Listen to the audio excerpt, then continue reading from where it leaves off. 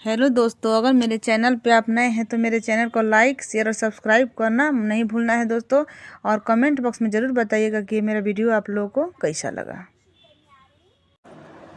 कहवा से आवेले हाथिया हाथी मोजर लिहले, उतरेले कहवा के बाग में हाथी मोजर लिहले।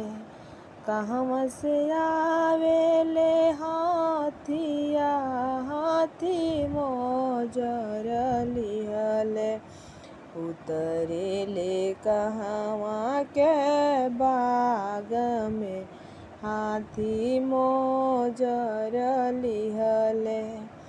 रामनगर से आवेले हाथिया हाथी मोजर लिहले, उतरेले बेतिया के बाग में हाथी मोजर लिहले। रामनगर से आवेले हाथिया हाथी मोजर लिहले, उतरेले बेतिया के बाग में हाथी मोजर लिहले।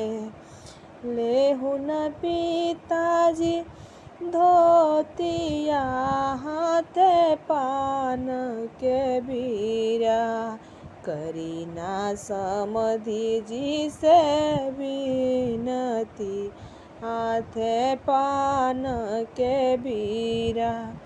लेहुना चाचा जी धोतिया हाथे पान के बीरा, करीना समधि जी से विनती हाथे पान के बीरा। जे सिर कहियो न नेवेला सिर आजू नेवायो, बेटी हो कवनी बेटी के कारण सिर आजू नेवेला।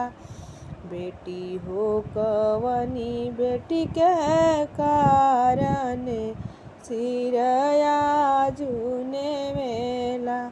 जे सिर कहियो न नेवेला सिर आजू नेवेला, बेटी हो कवनी बेटी के कारण सिर आजू नेवेला।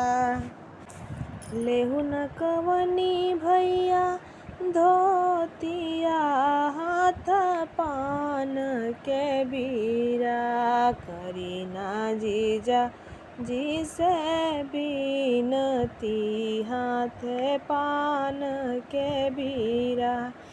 लेहुन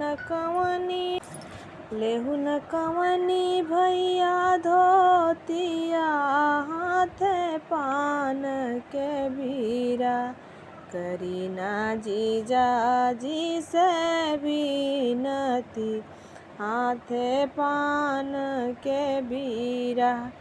जे सिर कहियो न नेवेला सिर आजू नेवेला, दीदी हो कवनी दीदी के कारण सिर आजू नेवेला।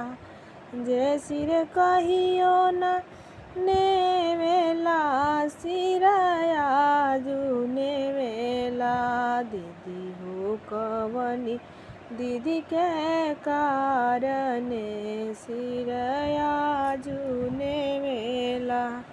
कहवा से आवेले हाथिया हाथी मोजर लिहले, उतरेले कहवा के बाग में हाथी मोजर लिहले, उतरेले कहवा के बाग में हाथी मोजर लिहले।